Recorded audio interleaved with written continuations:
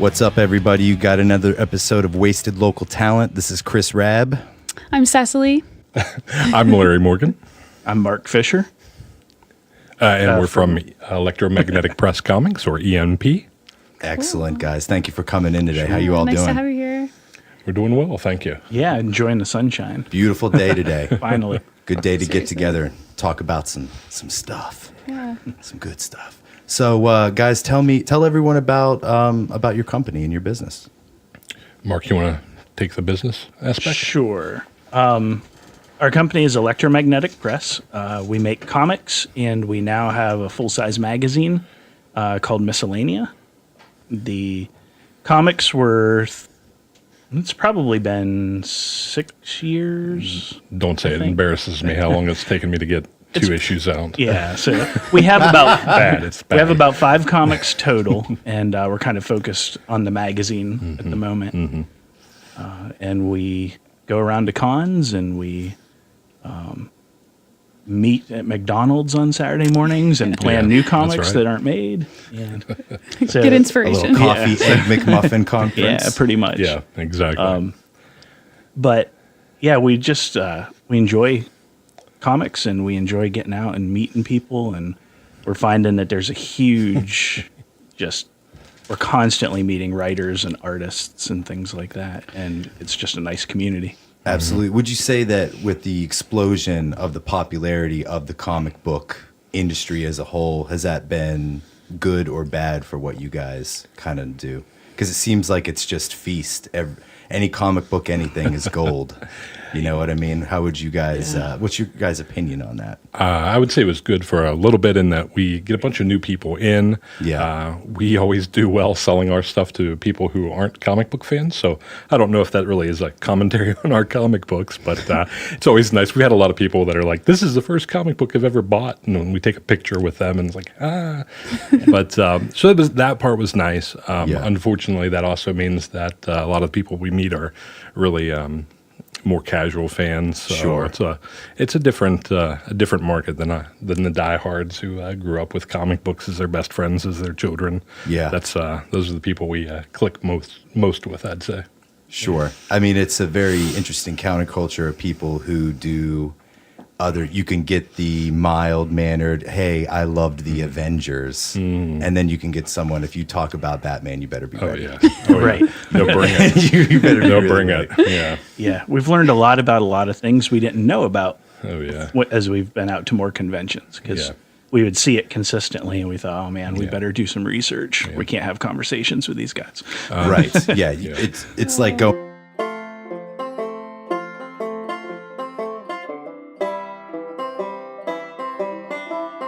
Alrighty. So we were talking about the Comic-Con, the PopCon world.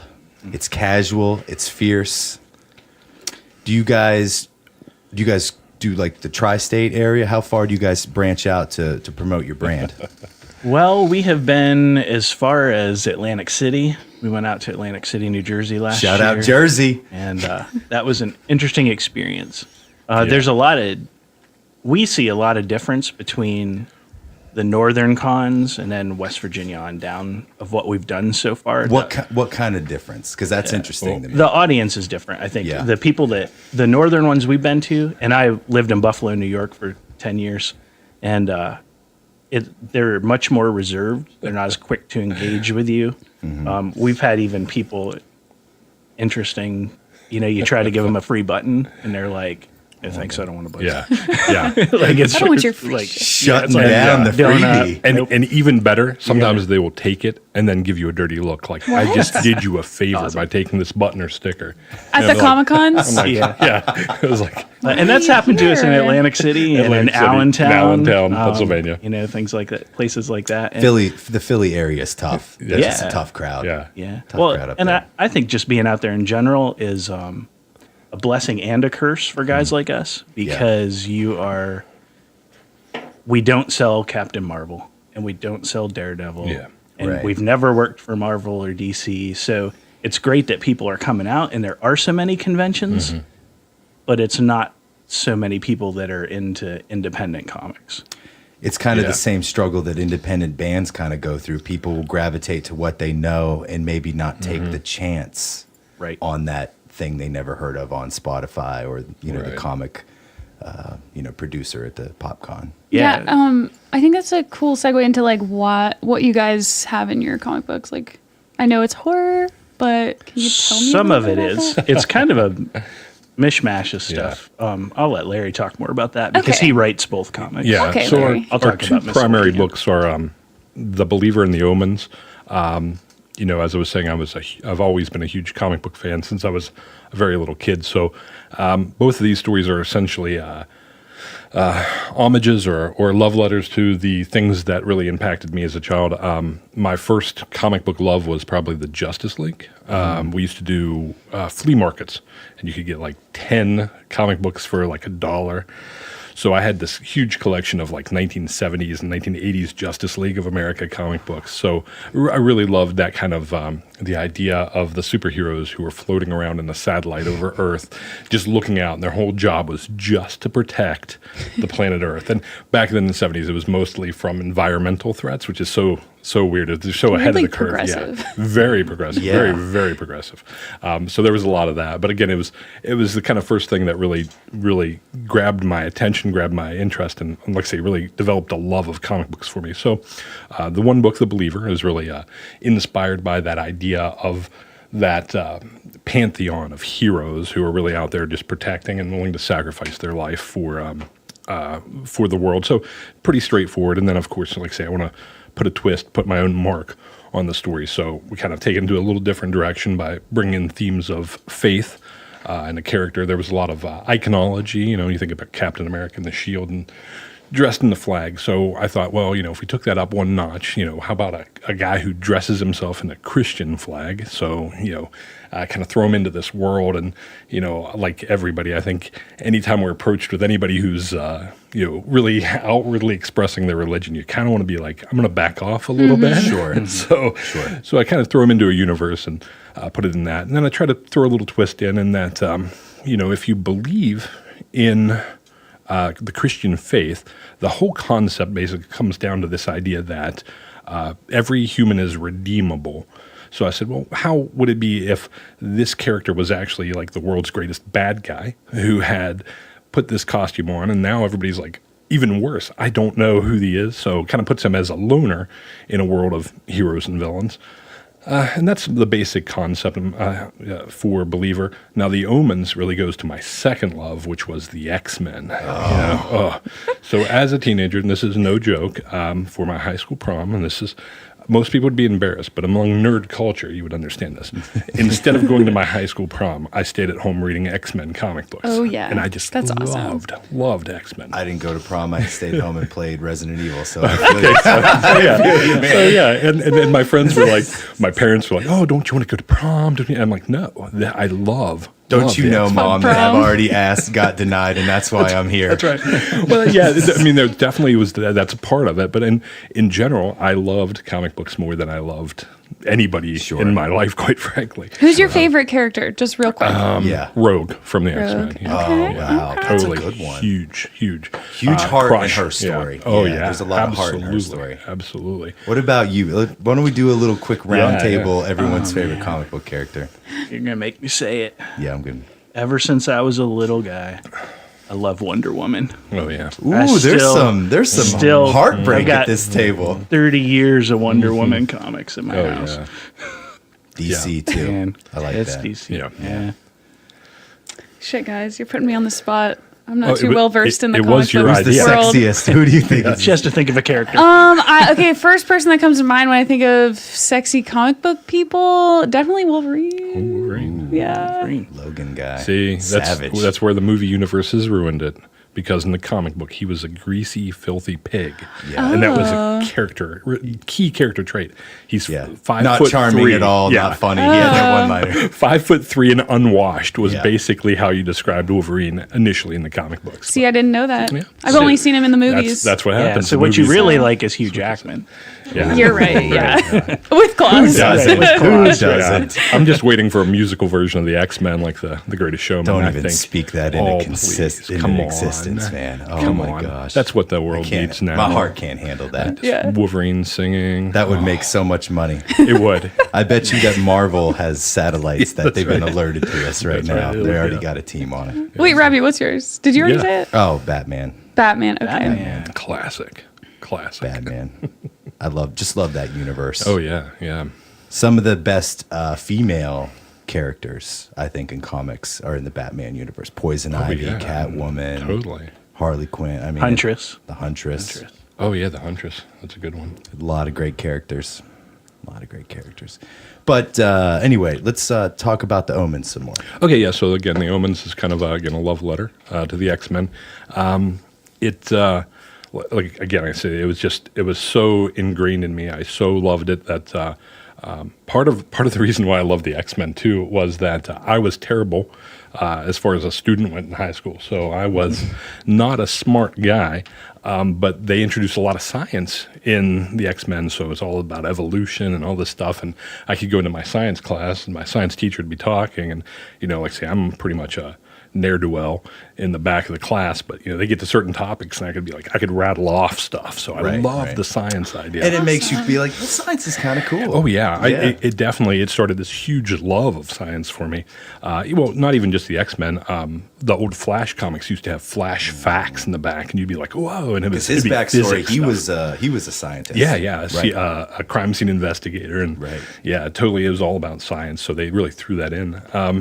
But so the origin essentially of the Omens was that back in the 60s we really thought that the next step of human evolution would be just this mutation would come in and we would all just kind of suddenly we'd start seeing people show up with powers, but that was really old science. I don't know, like the guy who discovered DNA, Francis Crick, in like 1953, he's like, oh, this explains mutations, explains evolution. Within 20 years of that, he was like, no, because they realized how complex the coding of DNA is. And he said, no, this doesn't work. And he actually was driven to the idea of believing in directed panspermia. And if you guys have ever watched Agent Aliens, it's the idea that aliens seeded our world purposely for life. And he comes to this conclusion because DNA is so complex. So with that in mind, it kind of takes the idea of evolution and mutation off the table. So when you look at the evolution of mankind, our next step is actually transhumanism. We had a transhumanist candidate for like transhumanist party for president in the last election. Who was that? Zoltar Ishtaban, and you'd think that's a fake name. Classic. Yeah, you think it's like he's a great like superhero villain name. Yeah. But he's really pushing for the idea that For transhumanism? yeah, for transhumanism, that all people should have the right to modify themselves. So Interesting. so the idea is that instead of mutation, we're going to see a group of people evolving through transhumanism, through the modifying of our own DNA and through technology or through Technology. like biological yeah. combination Yeah. just everything. Yeah, the idea, the Pentagon and the Department of Defense have for a long time had the idea that if we could give soldiers characteristics of a wolf, not meaning like a werewolf, but like the idea of that primal ferocious qualities and ability to see at night, ability to go without sleeping, that it'd be a huge edge in the world of modern warfare, I guess. For sure. So that's where we get where these aren't werewolves, they're wolf soldiers, genetic experiments for the government. And our main characters in the Omen are people who are the result of transhuman experimentation, who do, in the classic vein of comic books, have superhuman powers. Nice. So it's really that's not in a nutshell. That's it in Yeah, that's 20 all the way down chapters. the rabbit Yeah, hole.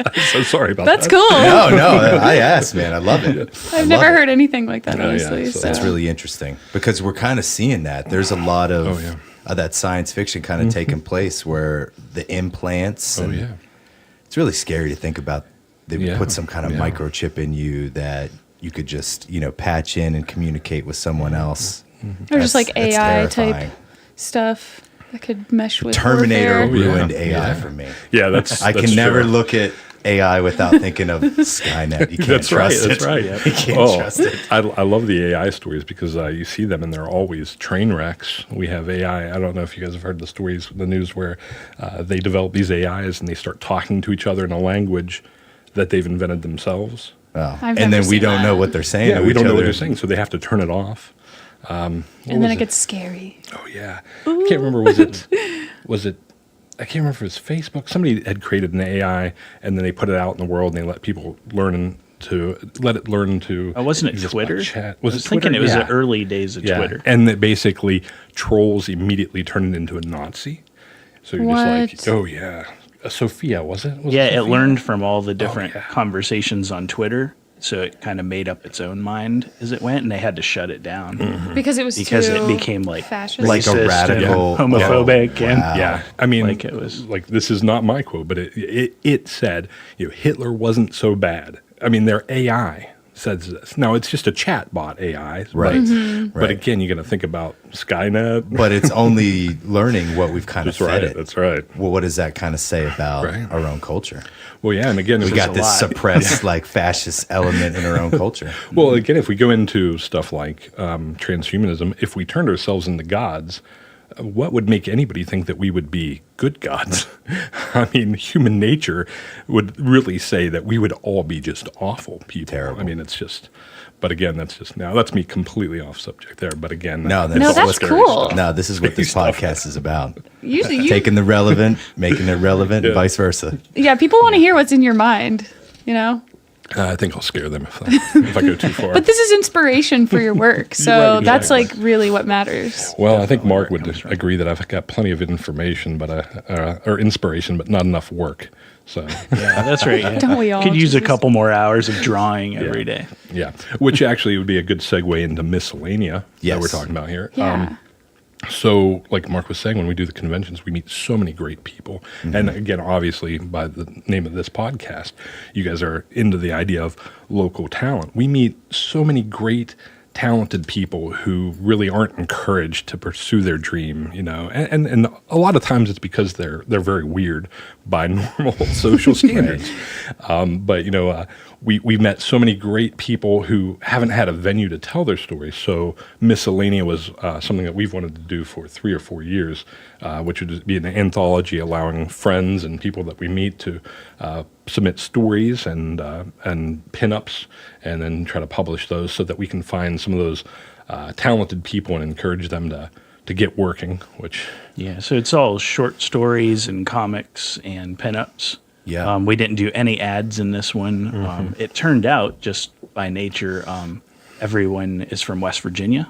Oh, that's wow. in that Yeah. issue. So just people we'd met along the way, and they had half finished things, or yeah. and we said, well, let me bug you for a while and let's get it finished and publish something. Just if you don't do anything else ever, let's say you publish something in a magazine that existed. Yeah. Hey, Mark, why don't you and maybe call him out by name, Leroy?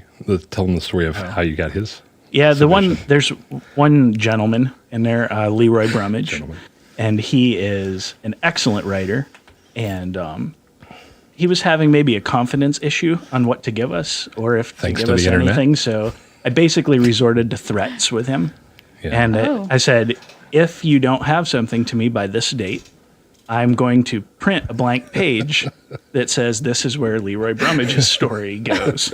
And so he finally turned up with a This story, is and the it's call it's out. one of my favorite stories in there too. Yeah, he's a good story. Good. Another He's a good local guy writer. did a pinup to go with it, Yeah. and it turned out really well. How would someone who's interested in submitting to the magazine be able to get that to you and apply to, submit their work? There's a few ways. We have a Facebook. It's ElectroMagnetic Press. Okay. Our Instagram is electromagnetic_press. Okay. And then my email address, if they just want to email me, is 1340media@gmail. And we pretty much take submissions from anywhere. Yeah. We're working on issue 2. I already have 4 or 5 Yeah. finished submissions for it for us to look at. It'll be a little broader. Yeah. I don't know if we said this since we've been recording or not, but our third partner, Shane Moore, he lives in New York. So this one we're going to open up a little broader. It won't Right. just be West Virginia people. Going full blown East Coast. Yeah, we'll go Anywhere. Anybody that wants to submit. If you're listening to this, send me an Yeah, email. obviously Hell yeah. preferable that we have somebody that we've meet in person. But Yeah. like I say, we're always looking for anybody who's got talent or thinks they have talent or has a story and they want to tell. In all We wanna have genres. Like, Yeah, we don't have a theme. nice. This one turned out kind of sci-fi and horror related, but Yeah. that was by accident. It turned out a little. So, It turned out a it was little just- dark. Yeah, I'm not it's gonna just- lie. It was a little. Yeah, but then it's a there's little like moody. this. You get a lot of that with the comic book You world, do. though. You do. That's You that's really, really do. It brings out the trolls. Right. Well, there's this manga thing right in the middle of it. So That's true. There's like 3 pages of And- manga right in the middle. And my piece in there is an old comic book me and Shane used to work on years ago. Shane being our other partner. It's the Fairmont 5, about 5 teenagers or post-teenagers in Fairmont who get superhuman powers in a world, like the DC Universe type world, and right. they don't want to move to the big city, so they, try to, fight crime in Fairmont, which essentially means they don't do anything other than practice fighting. So we get a first installment of them versus the Mothman. So with that, and then Dane had a 03 story in there that is, those are the two lighthearted, goofball moments. But it did turn out a little dark. But again, thematically, we're open to just about anything as long as it doesn't go into crazy off the scale. Right. The guy that did the cover, Romy Williamson's his name. He does fantastic stuff, and he's moved into like motion comics, and he does. Yeah, let me see. He's doing a lot of body paint stuff with his wife now, and they're making dragon statues and selling them online that he's handcrafting. Dragon Like statue. he's got His artwork really is, just really his cool artwork stuff. is beautiful, just beautiful. And again, he's this guy that we met, and again, I don't even remember how we met him. well, we were in Tricon. Right, Tricon, I remember and that. again, he was just so thankful for our encouragement at the time. And he's a guy who's clearly more talented than I am, more talented than, maybe not more talented than Mark, but I draw definitely some pretty wicked stick figures.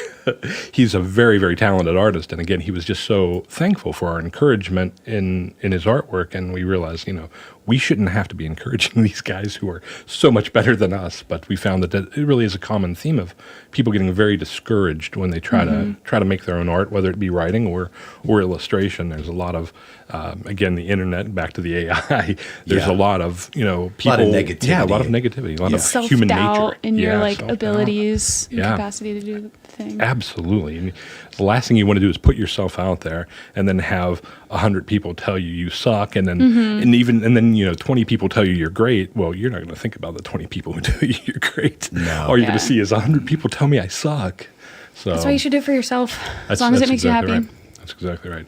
Yeah. You got to love it. Yeah, I'm definitely a big fan of that. No matter what you're doing artistically, march to the beat of your own drum, and then let people find you, because you do it for Yes. yourself. And I always think about, there's so many great examples. Who would have thought that a romance novel about werewolves and vampires would spawn the Twilight Saga? Not that I'm into that, but that's a huge audience. Huge. And I can imagine her friends probably reading that and being like, "This is weird." You're a grown woman. That's right. It's like, what's attractive about a 100-year-old man to this teenage girl? But yet again, it's that beat of your own drum. You do what? I mean, we've met so many wonderful people whose ideas are just wonderfully out there. Wonderfully out there.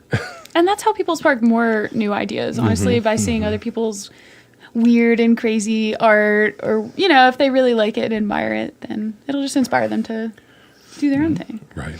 Yeah, definitely. There's a story in Miscellanea that I can't think of the name of it right off the bat, but it's a little girl from Grafton. She's 15. Oh, yeah. Oh, And wow. she was Rouge Taylor. Yeah, she goes by the name Rouge Taylor. Oh, My Past Chapter 1. Yeah. So this is just something she was writing. We did a little editing with it. We had a pinup made with it, but that was our first experience with having to get parental permission. Yeah. So, Which we're not looking to do again. but, there's a lot of high school kids out there that are experimenting with writing and stuff like that. And if you can catch people early and give them a little confidence, who knows Yeah. who's going to be the next big thing. Yeah, you could be that platform for them to do something Yeah. even bigger. Yeah, absolutely. I'm well past thinking or even hoping that I'll be the next big thing. At this point, I'm just like, I'm so hopeful that I can be a part of somebody who will be the next big thing. Creating something you love Yeah. and putting out a positive environment to Right. hopefully impact others to want to embrace their own creativity. Absolutely. They say this all the time, and it's kind of cliche, but art does kind of save lives, and I'm actually proof of that because in high school I was not a good kid. Yep. yeah. I was involved with things that a 16-year-old should never be involved in. I told, in the last few years, talked about some of those things with my parents for the first time, and made my mother kind of cry, kind of stuff. Yeah. But it was art because my art teacher was cool. Yep. And he would let us listen to whatever we wanted in class. Just that we were there and just participating in something that was like good enough for him. And I learned to love it. Yep. And I never would have went to college and kind of just escaped my group of friends that I was hanging out with that time if it wasn't for art. It was just something to put myself in. Yeah. And I found that I loved the introspection of creating things. I felt like I, for the first time, was finding about like the true, sincere me rather than doing whatever my friends wanted to do at the time, which was just a bunch of bullshit. Yeah. Right. And like I say, when you really think about it, creativity is a gift to the world around you. You're giving of yourself, which is one of the best ways to improve self-esteem, is to do things for other people. So you create something new out there, and like I say, hopefully you can find a niche that enjoys what you do. And, like I say again, it's a gift to the world. So It is. It is amazing. We've said this on the podcast a few times. It's really hard in this state to be a creative person because there, unfortunately, isn't as much emphasis in our communities to be that person. Absolutely. Why don't you just work? Why don't you do that? Well, we're doing that too, but how about rather than just sit around and bitch about how my life sucks, I'm going to just create something in my off time. Yeah. Right. And that's a huge commitment. It's like taking on a relationship. Right. And the only person to keep it afloat is you. Yeah. It's really hard, but it's one of the most gratifying things. Yeah. For sure. I'm just going to say one of my favorite quotes is by Jim Carrey, and it totally like exemplifies like how I feel about art. And it's risk being seen in all your glory. And I totally like resonate with that so hard. And I feel like, I don't know, maybe some other people can too. Yeah, I'll throw you back a quote. I'm not sure who this came from originally. I heard it from Zig Ziglar, but it was a quote of somebody else or a mashup of quotes. But it said, the greatest tragedy in the world is not the waste of our natural resources, although that's terrible, but it's the waste of the human resources. And he kind of combines that with the idea that it's a huge tragedy that so many people in the world go to their grave with their music in them. And that idea is just like, you think about what hasn't been produced out there that like could be changing lives. Like I say again, similarly, like say, comic books got me through a tough period of my life. Yeah. Art gets you through, and I mean, Mark's a great example of music. All these things really help those people who are struggling really keep going and find the joy in sometimes otherwise miserable lives. It's just, so it's real shame. And like I say, I would love if everybody committed to doing something creative at some point. The world would be Yeah. a better Yeah. place because rather than sitting back on your couch and just hating on everything in message boards, why don't you have the courage to dig deep and actually try to make something? And then even more, dare to show it to someone else. Right. Yeah. Yeah, that's the hard part. Yeah. To put it out there. Out there. But that's where like, I don't know, I feel like the community comes in that part, and like compassion and like understanding, because when you're putting yourself out there, putting yourself in that vulnerable situation, then you want people to like lift you up. I don't know. I feel like I've been in so many situations where people are just like, you're different, like sit down, Right. Oh yeah. But Yeah, I don't know. and that's our main thing with this, really. At this point, we've sort of evolved to that, but because we love our day jobs. Larry and I have day jobs that we like going to every day, and this is another side of us, and it's important to express all those sides. And like I said, I think our favorite part has been just starting to do more conventions and getting out there and just talking to people and Learning about the community. yeah. And to finally get that, not that you need that assurance from someone else, but it's nice to have that understanding and to make that connection. Right. To use art as that kind of bridge between two people from two different places Yeah. who may believe in two completely different things with their religion or their politics. But that's why art's kind of a beautiful thing. Right. And that was sort of our pitch with Miscellanea to people is it's important that you put something out there. Like you said, it's important that what you have in your head exists. Yes. And, you know, we're older, so we're not like, We're ancient. you know, we don't They're want it actually to, really young. we don't want it to exist in a digital format. Right. We want you to hold something in your hands that Right. you created. You know, I think that's really important, the physical aspect of it. Right. Putting something on paper, it takes a sacrifice. Printing that there's cost in that, and there's labor, and you know the printers labor over it. We labor over it. Our partner Shane did all the design and layout in this. He labored over this, so all of that was an investment in what these people created. So you know, you do the, like I say, we could have done this digitally, and that's great. But yeah, this is See, you can't do this with the digital. Oh yeah. See, and See? My That's why background- you buy the CD or He's you buy sniffing the it. book. He just sniffed it. For those Yeah. of you who can't see the shit. well, you beat me to it because my background's in music. Fuck your PDF file. That's right. Well, what's your But background? before I came into this, you know, I played in a band for a long time, and I Yeah. did it a while professionally, and I still buy CDs. And I Me too, still dude. don't like Yeah. to download stuff, and I have partly because I have trouble organizing downloads. Yeah. It's Track really confusing 01, for me. track 02. What folder did I put that in? So you know, I played in a band, and I have a website where I review music and interview bands and stuff that I've had for a long, long time, and I kind of brought that mentality to these guys. I think I was like, well, you're sitting on some comics, and I know how to go out and sell things because dinner depended on it for a while there. Nice. So- what kind of band did you play in? I don't know what you'd call it. We did a little bit of everything. I guess he probably settled into a hard rock kind of vein, Nice. borderline heavy metal kind of thing. Oh. So Is that music still available?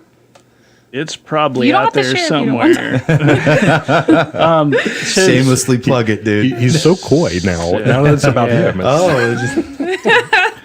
Let me tell you all about it. Yeah. That MySpace So- exists. Tell him where to find it. It probably still, there's probably a band camp there for, so we played from 93 to 2003. Oh, wow. And then we did there's a band camp from a little reunion thing we did in 2012. So if anybody is interested, it's Wonderboy PhD. nice. So because the band Wonderboy tried to sue us, so we became doctors. Once again, cease and desist, friend. Yeah, that's right. That's awesome. So, but that's sort of the mentality Yeah, the that I brought to DIY this. approach. I was like, yeah, I know how to go places and stand at a booth and organize all that. Yeah. So, Yeah, Shane and I were completely lost until Mark came along. We You need an organizer Yeah. to corral the creative minds. I call myself the handler. we had convinced ourselves that if we printed our first issues, that then the world would just sit up and take notice, and then somebody would come in and fix everything for us. And Stanley will see this That's once we right, put it that's out there. right, That's right. So we created our first issues. Alex, I had wrote both. I had illustrated The Believer. Shane had illustrated The Omens. We printed those first issues, and we were so proud of them. And we took them out to a couple of conventions, and I think maybe only one convention. I'm not sure. And just nothing happened. We were like, well, we're going to sell these at $1 a piece, and people are going to be handing us money hand over fist because this is such a good deal. And it was like, we literally had to give them away. We would tell people, if you would sing us a song, we would give you a copy and things like that. And Yeah, and then you realize, holy shit, I'm going to have to have a pitch to give it away. That's right. That's right. So after that, we were kind of, we had pretty much stalled out. And I think we were doing a free comic book day here at Comics Paradise Plus, and we met Mark through that, and we became Facebook friends. And then Mark and I realized we had a lot of the same music interests, and he was a teacher at my kid's school, so he became like a wife-approved friend. I don't know if you guys have. There comes a time in your life where if you're wife, you have to have. I'm not that approval. Yeah, right? we cannot hang out. We cannot hang out. Yeah, But he became this wife-approved friend, and like I say, brought in so much to this, and like I say, he keeps us going. I'm particularly really bad about not not finishing my ideas. So I'm sure you probably see that a lot with creative people, but It's a struggle. yeah, real struggle. It's a struggle. Hence the handler. That's The right. handler. It's my job to The muscle. text every 10 minutes. Yeah. Got any more pages yet? Yeah, man. How's that? How's Send that story threads. coming along? Yeah, that's right. How's that Pretty new much. issue coming along? Slowly, so slowly. You know what I like to do with my own writing is when they're like, "How did it go?" It's like, well, you know, we weren't as productive as we would have liked, but the pre-writing went great today. It's like, The notebook, you know, got a little more full today. So there's some good stuff in there. spend a couple hours getting inspiration, you know. Right. Yeah, that's right. I read about 100 comic books and Went into feel a like- YouTube rabbit hole. Yeah. That didn't mean for it to happen. yeah, YouTube. Ooh. Where do you guys find like most of your inspiration? Like individually? I know that's such a vague, broad question, but like what like is the most recent inspiration that you have had that like spurred a new idea? What's percolating right now? What do you think is percolating With, right now? I'll tell you, with me, everything comes back to music. Yeah, So not Oh, too yeah. long ago, Jeremy. I heard this song called Go. Oh. And it's talking about, it's just a stupid kind of party song.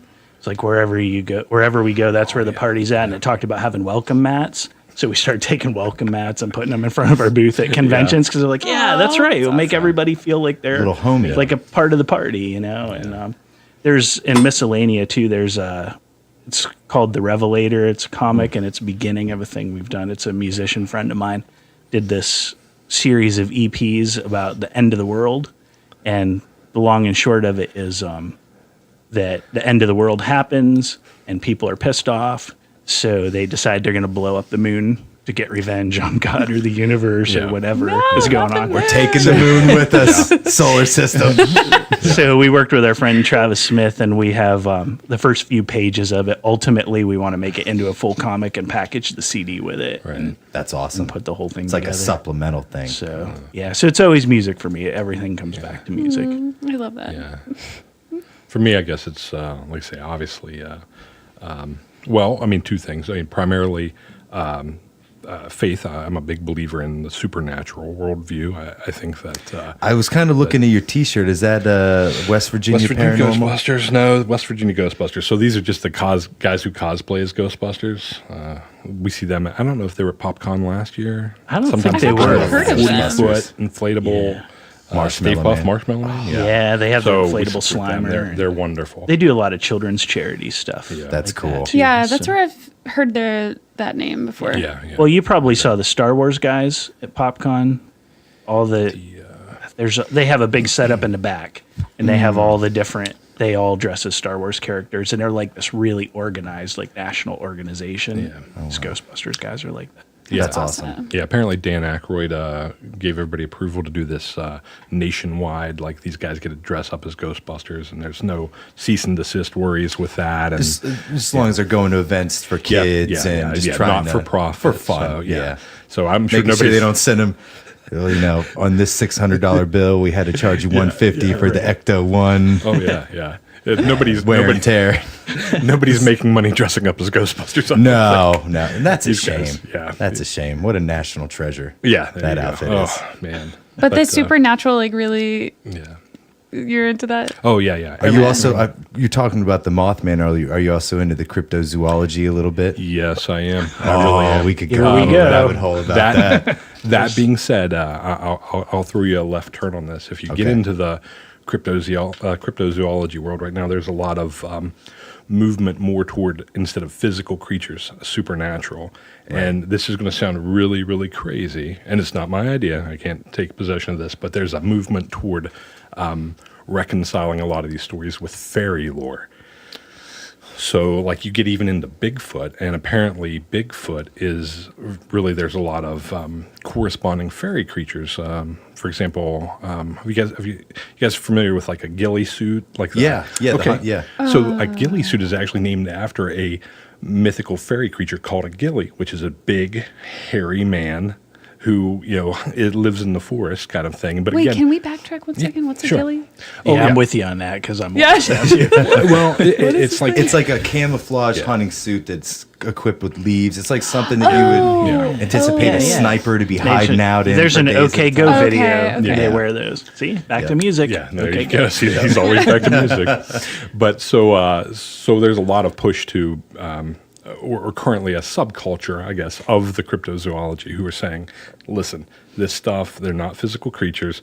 There's no... Quit harping about Yeah. the physical evidence Right, already. right. And Bigfoot people hate that because they have a lot of evidence that say, oh, this is a physical creature. And you say, well, fairies... Where are the bones? Where's the manifest dead physical- one? That's Yeah. right. That's right. You always get that. So there's this big push. So I'm really into a lot of the fairy lore, and like I say again, kind of how it overlaps, and even into poltergeist behaviors. And what's also funny is you get a lot of poltergeist activity in Bigfoot. I'm not sure how familiar you are with Bigfoot stories. I'm actually more familiar than the audience. Than would probably most. like to believe. So let me ask this: are you familiar with the phenomenon really common in Bigfoot occurrences of throwing rocks? Right. Well, like there's a lot of stories you're going to get where people will comment that I think Minerva might have been one of the ones here that's that the rocks are hot. That they get these rocks and they feel like they're heated almost, like they can find the rocks because when they pick them up, they're kind of warm. Yeah. And you kind of overlap this with poltergeist activity, where poltergeist is basically stuff just flies out of nowhere, Sure. all over the place. And So it gets kind of cold. You know what I mean? You get these environmental changes. and then there's kind of the distance of like wood knocking, and what's poltergeist activity? Almost always knocking. Yeah, right? the three knocks. Yeah. So I'm really into the idea of non-physical. I feel like everybody's like, "What are you talking about?" No. We love I'm it. deep now. So my basic. We're not going back now. Yeah, so I'm gonna try to circle myself back to inspiration. So I fully believe that we live in a spiritual world, and that we are limited to the physical realm, the 3 spatial dimensions and 1 time dimension, and that just like an iceberg, we're at the tip of the iceberg. We're what's above the water, Right. but we are connected and live as part of this bigger under the water iceberg. Like icebergs are like 80% under the water, and I think that what we see is that we are supernatural beings, and I think that we all, on some level, tend to acknowledge that. I mean, there's religion everywhere in the world. I don't think, you can't find a place where there was no religion. Or belief set. Yeah, belief sets. And In the afterlife and yeah, soul. so right, and like I say, one of the evidences is like, when I started writing The Believer, it's probably in about 2004. There was a huge movement called New Atheism. I'm not sure if you guys are familiar with people. How does like that differ Nah. from regular atheism? You know what? I'm It's not just 100% sure. Yeah, and the new the atheist, answer is simple, yeah. it doesn't. The new atheist, yeah. Well, the new atheist kind of got rid of that idea, but for a while it was Christopher Hitchens and Richard Dawkins and P.Z. Myers and some other guys. But there was this big movement, and it was a real push for ration, reason, and moving away from religion. And Sam Harris, he's still pretty active. He was just on Yeah. Joe Rogan, I think. Yeah, that's how I know about him. Yeah. So there was this huge push that says, hey, let's get away from the spiritual and say, let's be reasonable people and believe in the natural. And what happened after that push was just supremely interesting to me, was that in America, at the time around, I think it was around 2013, 80% of Americans identified as Christians. And then now the most recent, I don't know if it was last year or 2016, maybe it's 2017, it's down to about 75%. So A 5% in a nationwide survey is pretty big. yeah, That's yeah. a big So deal. a huge push away. And, what we would expect to see is that these new atheist movements have driven people away from Christianity. But what you may have also noticed is that there's been a huge surge of Wicca, witchcraft in general, Satanism as a religion itself. Sure. So that whenever you drive away, there's just no getting away from the fact that we all think We gotta there's believe in something. bigger. Yeah, something Yeah. bigger. But see, I would say even beyond belief, I think we all feel that there's something. And I mean, I think even going back to when we're little kids and the monster under the bed. Sure. I mean, I know that I was old enough to know that there was no monster under the bed physically, but to know that I'm still afraid of something other that exists out there. So. Right. It's indisputable that there's just another type of energy Right, around you. another type of energy. Maybe a ghillie. I don't know. Right. sometimes it just takes one experience. Because I used to be, I don't want to say hardcore atheist, but in my teenage years, I was very just anti everything. yeah. You know what I mean? Just Yeah. my parents, authority, Yeah. religion, just don't tell me anything. Yeah. I don't believe in any of it. Right, and I think that's what like people like Sam Harris really jumped on, this idea that there's this, we want to rebel against the religion, Sure. and there's this definite room that says, hey, I don't like the society structure. We can see this doesn't look like what I think it should be. But again, when he drives people away from the major organized religions, like they're not rational, because we're not rational people. We believe in a spiritual world. So And you I think feel it's it. fascinating. Yeah, I think even though I felt that way, I still, in the back of my mind, was never confident in that outlook. Because, like you said, you can just feel like the vibrations. Oh, yeah. And then the first place I ever moved into when I left the nest was haunted as hell. Yes. I was going to say, you Yes. should mention that. Haunted as Yes. hell. And Please, it's please share. 7 months. I only lasted 7 months. Oh yeah. And really, for like the first month and a half, nothing really happened. And then it was small stuff. It was like things would get moved around, things would be lost. Yeah. I got this crazy story about I once lost my wallet. I'm very OCD about where I put things I don't need to lose. I put them in the same places Right. to know that if they're not there, something terrible has happened.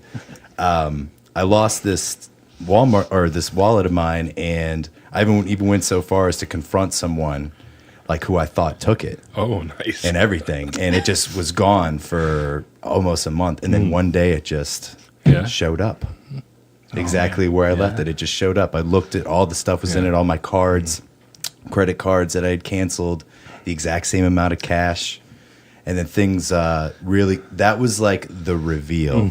It was as if it wanted me to know Yeah. that it sees me and it wanted me to see it, and then everything after that got really crazy.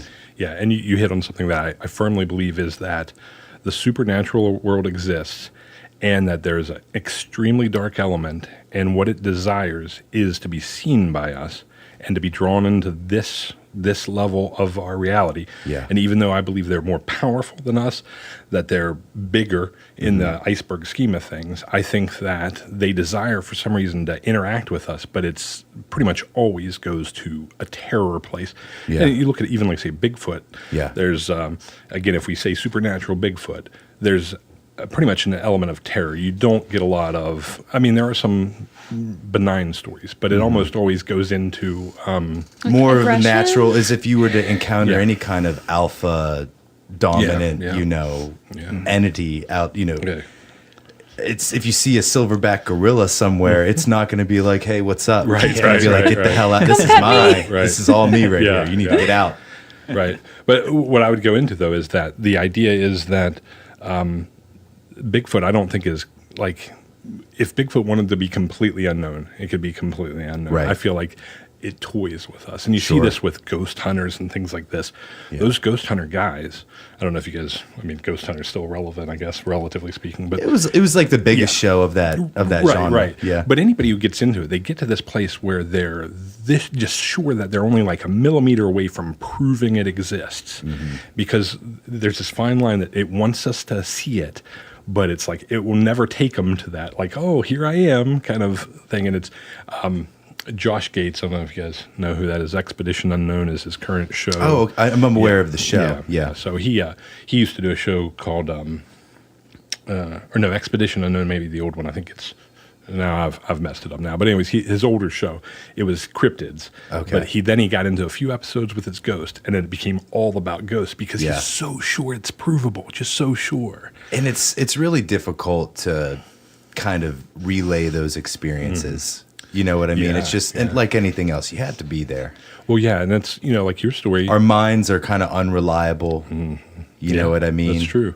That's true. It's like I could tell you with certainty, be like, I experienced this. Like Right, I know what right, I right. felt, but even then, how reliable are any of our memories? right. Well, It's kind of crazy. now we're getting into are we just brains in a jar somewhere, and would we know if we were Right, just brains in a right. jar? No, I have a question before Yeah. we move on, Sure. because I'm very interested. You said that, like, okay, these things, they want to be seen, Mm-hmm. and they do these actions that, Mm-hmm. I don't know, are sometimes terror. Yeah. like inducing. Yeah. But do you think that it's out of aggression from those things, entities / whatever, or do you think that because we don't understand it, it is terror inducing in that way because of our lack of knowledge? Well, I feel like Mark's giving me this look like you're so far off topic, Larry. No, I'm just like, so This is all about you. it's over my head. Part of now. my It's way inspiration over my is head. that I believe this is a supernatural world. I believe that in all cases, ultimately the goal is, and you'll see this in like movies like the first Poltergeist, and you see this is so common in ghost stories. The ghost will show up, and often it's mundane things. It was cutesy tricks, right. And then people very commonly will name the ghost, and then they'll be like, "Oh, Margaret is banging around in the kitchen again," ha ha ha ha. But it always, once it gets attention, which I believe goes back to even like vampire lore. Yeah. Once it gets your permission to Right. interact with you, it turns become the conduit. aggressive, Yeah. and it does not like us. And again, it's not just into the ghost phenomenon, but you see this with contactees, with UFO, people who believe they've been abducted. It's almost always like, sometimes they'll be like, "Oh, you've been chosen, you're special, and this is a peaceful, we want to help you change the earth." But then there's like, The well, they probed me. Yeah, so, Yeah. But again, there's just this constant idea that, and you think, okay, if these are really space aliens from somewhere far away, Yeah. they could clearly probe you without hurting you, right? I mean, we do it to Gazelle, right? And it's like, you put them out, they don't know what happened. Right, but there's right. almost always this physical pain, but not just pain, terror. Right. And, like I say, I kind of lump everything into the idea that there's a supernatural worldview and that the spiritual entities don't like us. And you'll see Yeah. this even in people who are big in channeling spirits. They're always like, "Well, I'm special, but all the other spirits lie to you." You kind of get that as a common reoccurring theme. It's like, I'm channeling these ancient wise beings, but you can't trust any other ancient wise beings that are contacting people. So there's just this whole underlying theme of these, and again, like say, I mean, I'm so far off topic, but No, I this love is- it. this is I love great. it. This is I'm great. so sorry. I have but- one other question, Okay, too, You, and- go.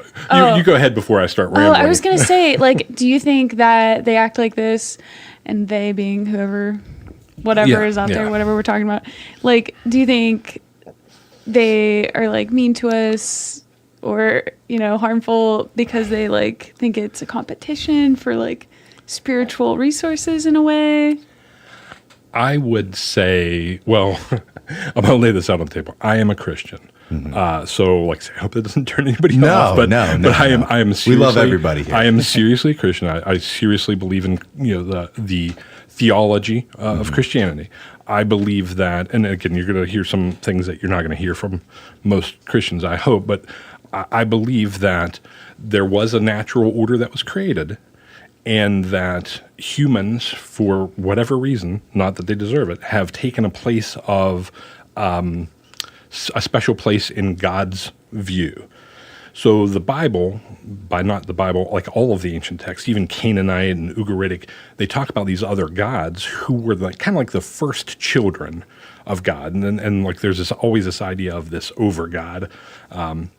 When you get into it's scholarly, they call it an otios deity. He's a god who created a bunch of other gods to rule over, and those other gods really stank at their job, and now he's punished them. It's the Titans who were chained in Tartarus, the Grigori or the Watchers. See the Book of Enoch, where they came to people and they gave them technology, and it was bad. It's makeup. It's not that makeup's bad, but it's like makeup and weapons. Right. They taught abortion, all these weird things, and then God says, "I'm going to punish you guys." And basically, like I say, that's where you get them chained in Tartarus. And then there's this whole idea that they had offspring with women. And basically the idea from a Christian concept, if you're looking at this, is that they lost favor with God. And now humans are essentially like the new girlfriend that and they're the ex-girlfriend, they just hate you. Have you ever seen that scenario where... Well, like the it's angels, like there's that classic narrative that, what if the angels closest to God waged war on God by punishing humanity, like the prophecy. Yeah. Like that whole. Yeah, the Prophecy is a great Like, set of films. At least the first one was great. Right, The rest well, were the first fun. one, yeah, Christopher Walken, Christopher shout Walken, out. right. But yeah, that's where it's kind of Yeah, going. It's yeah, like absolutely. they were the favored ones, and now Yeah. we're the new piece Yeah, coming out of left field, and yeah. they don't like that. Yeah, so I filter everything through this Christian view. So a lot of people will probably find faults with how I see it, but again, I think that there's this constant theme is they don't like us, they hate us. It's more than the Mothman Prophecy. Do you ever guys see that movie? Yeah. The character who replaces John Keel in that says that they're like children pulling the wings off of flies. And that's the kind of thing you get with the aliens and these supernatural beings. Right. They want you to be the pincushion. Yeah, be the pincushion. I'm it's just like, gonna. Yeah, it's like just take- like I yeah. can hurt you, so I will. Right. And you think if they're these greater beings, why would they be like that? Because Right. we think that ourselves, as we get better, we're going to learn to be more loving to other people, and this is clearly Just not. more information, more Yeah, punishment. Yeah. Yeah. So again, I know I'm like so far off. I'm sorry, Mark. All of those things inform our comic books.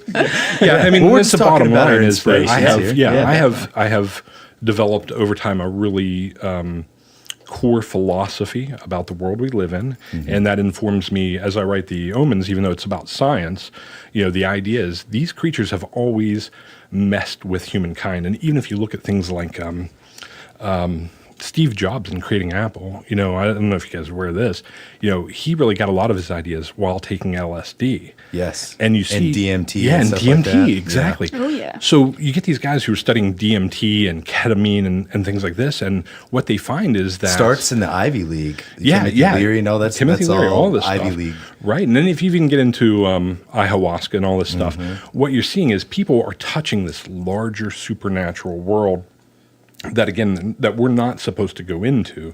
I feel like that's us traveling there, and then they give us technology, and that story goes back to the Book of Enoch, where again the angels, we'll call them angels, gave humans technology, but not really to better humans. They gave us warfare, and like say you see that in the Bible. But what's really weird, you go to South America and you see the early South Americans saying Viracocha visited them, and he was this white dude who brought technology and rules, and again it's just this theory of this intervening in humankind and messing it up, basically giving us reasons or ways to be worse than what we are. And I think technology often is that key. It's like the you give us toolkit of technology. our own self-destruction. Right. Yeah. It's like I don't have to crush humans. I can give you guys the internet and you'll Just crush distractions. yourself. Right. Here's the rope, guys. Yeah. I'm just going to give you a little time. So again, like I say, and to try to make this coherent, it really just all of this I try to insert into what I'm writing because I think it's like I say, it's my personal philosophy, and I'd like to share that. Yeah. And like I say, it's in a way, like I say, as a Christian, it's in like I don't want to call it evangelism because we're used to the idea that evangelism is the guy knocking at your door and saying, "Let me tell you about Jesus." Sure. But I'm saying, hey, look, if you believe in the supernatural at all, it's like it should be the most important thing in the world to you. And is it real? Is it not real? And if it's real, how does it affect me? And I should live every day like I'm trying to figure this out. So. Right. That's really interesting, man. This has been a great podcast. I'm so sorry. No, That was don't pretty apologize deep. at all. I feel No, like- this that has was been cool. a great podcast. I'll add to that too. If you come out to a convention, Yes. one of the most fascinating things I've seen in my life is standing in the middle of like 500 people and watching them have that conversation with like a 50-year-old dressed like a Power Ranger. Oh yeah, that's true. There's nothing quite as fun pretty as, awesome. as starting off a warm This is conversation. serious Yeah. as I'm dressed as a child show character. So to further lighten the mood, I want to tell you guys did PopCon, or well, some of you guys did PopCon last year. Mark and I have a favorite thing to do at comic book conventions when things get a little slow. All right. And I want to share this with you because this helps. Let's hear it. Awesome. We purposefully misidentify cosplayers. And that is one of the best things to do. Like Attack on Titan, if they're dressed like that, it's like, oh, look, there's Zelda, Legend of Zelda. Oh, Stuff no, like that. you So, did. yeah. What about Yeah. those Oh, yeah, they love scowls it. you get? They love Do it. they love it? Some of them do. What are some of our better ones? We've had a I few don't good know. ones. When we were out in Allentown, we called everybody Spider-Man for like 2 hours. And you like said it. You're like, It's a polarizing character, my friend. Yeah. Now, and like I said, that may sound like mocking, but we always bring them in and talk to them, and they're warm. They quickly afterwards 'cause, realize that that I'm just you're goofing. fans. But We get them to pose with a comic and yeah, them on our social But you should media. see their face. The comic book culture is so wonderful. But when you tell somebody that they're It's like Attack on sports. It's not. Some people just don't have a sense of humor. Yeah, they don't. They do not want you to think that they're so quick to correct you too. They're like, and they're happy to correct you. It's like, no, this is Doctor Who. I don't remember what the Dalek. It's like, that's a great R2D2. that would literally be my life if I went to Comic Con. Just like saying everything wrong. yeah, sometimes it's not on purpose. Sometimes people will walk by and we'll debate for like 45 minutes what we think it is before we say anything. And usually we're wrong, especially with newer things. Yeah, like- that's what with Attack on Titan. It took us forever. So we would see the same cosplay again and again. We're like, I don't know who that is. Yeah. but it must be popular. Yeah. Or Steven Universe. Oh, Steven Universe. I'm like, I know you're from something I saw a commercial for. Well, even Adventure Time. It's you just see a not lot my of thing. Ooh, yeah. weird Adventure Love Time Adventure cosplay. Time. Yeah, I'm the like, I don't know. animated I started series watching it because of convention. I Franchise. love it. I think Yeah. it's the best thing. But again, all these I things. guess that gives me an in. Oh yeah, absolutely. Yeah. See, there you go. All these things are great examples of marching to the beat of your own drum, though. It's Absolutely. Like That's right. Attack on Titan. Pro crazy. wrestling fans, anime fans, comic fans. That could be another podcast if we talk about wrestling for 2 hours. Oh, 'Cause yeah. I love that. Oh yeah. I could But go there with you. See, that Roddy I could Roddy go Piper? deep in. Rest in peace. Oh, he's great. Did you ever listen to his podcast? It was amazing. Yeah, it was amazing. It was amazing. Him and I Stone Cold loved- Steve Austin's podcasts are great because never they're listened real. to his. I've never because listened it's to just guys in the wrestling Yeah. business being real about the wrestling business. And you know that Steve Austin is Stone Cold Steve Austin, except just a little toned down. Yeah, that's He's so that awesome. guy. That's Yeah. awesome. I saw him once at Darien Lake outside of Buffalo. Now it's a Six Flags. And he was in line for a roller coaster, and he was literally wearing his Daisy Dukes. I Oh love that. wow. Like standing in the roller coaster. there's no- He's just I was like, a "Oh, good old boy man, from come Texas on." who loves beer and hunting, and Yep. So That's him. Whenever people say pro wrestling is not real, it's like I met Steve Austin. I and beg to that's differ, real. sir. I've become a Hall of Famer by just no- being myself. There's no fakeness to him. All right, one last thing Yeah, before we wrap sure it up. What is your go-to cosplay character? If you're getting done up to the nines and you're not doing business, who are you? What are you? I have never cosplayed, but I have many, many times said I would like to be Darkseid. Yeah, yeah. What? Yeah. What a fine Yeah. choice. Sir. I've always wanted to do that, well, to some level. Not really, because it's That'd be very hours of. involving. It would be expensive and time-consuming. I can't even do things I like for hours. So that's much just your less- dream one. Yeah, it's like Yeah, we can do a dream cosplay. Yeah, dream yeah. cosplay. Yeah. I'll tell you, we've seen, there's this guy at, what's that one in Athens that we do? that show? Rathacon.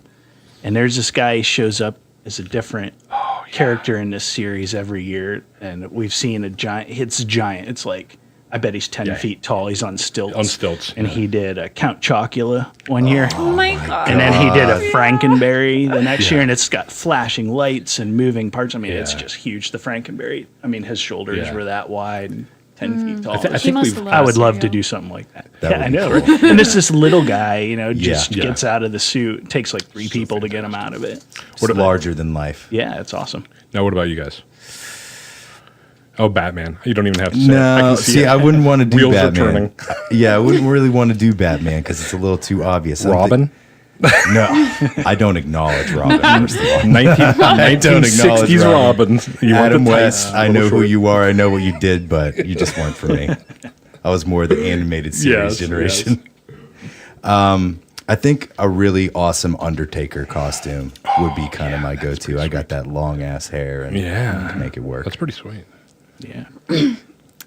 So am I allowed to choose anything, Anything. in the world? Yeah, We're all anything's fair game in cosplay. Listen, I just We've spent like a seen half everything. hour talking about True. fairies and Yeah. angels. Ghillie So suits. Well, I think I would be a zombie. I really want. That's like my dream thing.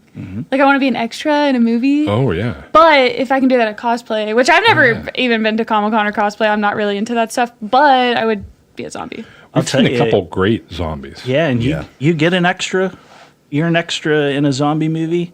You got it made, man. You can go to these cons and set up a booth.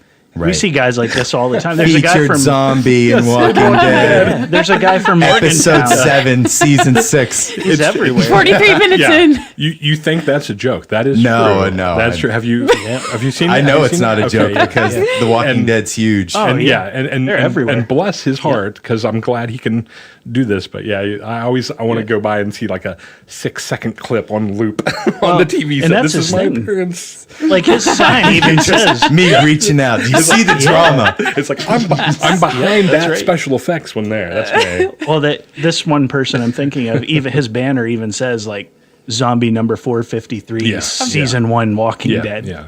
That's really cool. Now, Do I they don't think help we've you? ever spoken. Get a real job, you bastard. I'm like, Don't give a boot to that guy. I'll say it. You guys are sweethearts. Now, let's be serious though.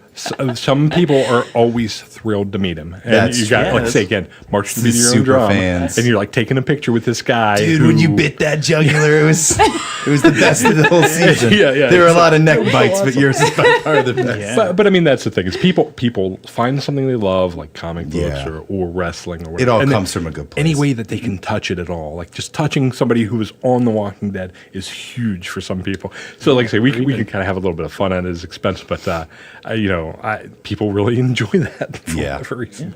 or even I've been up to Monster Bash in Pittsburgh a couple yeah. times. I love the classic Big 50s, horror. 60s, 70s Hammer horror horror, stuff yeah. and the Hammer stuff I love. And they always have like the stars, the female leads especially of the old Hammer shows. And they're like 80 years old now. And I'm like, I want my picture with you. Now, and I'll they're pay still- whatever you're And they're still asking. wearing like their push-up low cut, they are. and they're like The same outfit from the same movie. outfit, yeah. Yeah, And they're you're just like it's like you're get it, taking a girl. picture Yeah, with your I buy grandma. him a drink to see where Yeah. it goes. it's like That would be some fun my role brush plays. with Anything fame. came out of that. Hey there, sweetheart. Can I get you a Sprite and a hot pretzel? no, but how about an Ensure? You got to be osteoporosis. Ain't no joke. we're not messing with that. All right, real quick, you guys Sorry. plug everything one more time. Where can they find you? Where can they submit their work if they're interested in miscellanea?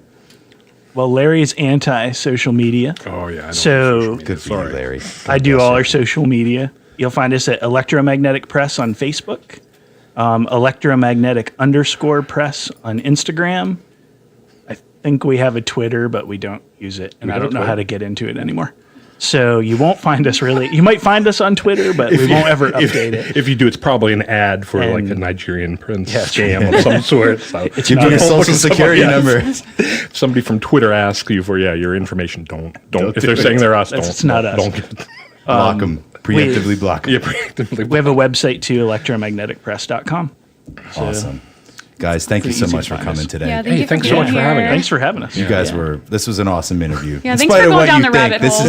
is what this show's about. I'm gonna, This you is know, a I'm lot gonna of be fun. like kicking Appreciate it. myself all day. I was like, what did I What? say? What did I say? No, this really shows your personality Yeah. and what is behind your work. Thanks. You I guys think are that's very what's kind and important. supportive of the crazy people. And we're fans of your podcast too. You know? yeah, Oh, we've been we've listening. been listening since PopCon last year, so we and love what again, you're We're doing. really thrilled with the idea of local talent. So Awesome. I'm guys. sure we'll be seeing you around various places. Oh, you're going to see us at the West Virginia PopCon. We're getting a table. We're going to represent. We'll be there. There's more of us now than ever, and Great. I'm getting drunk. Now, what about We're getting wasted. and what about some of that local hip hop events? We're gonna have to show up there.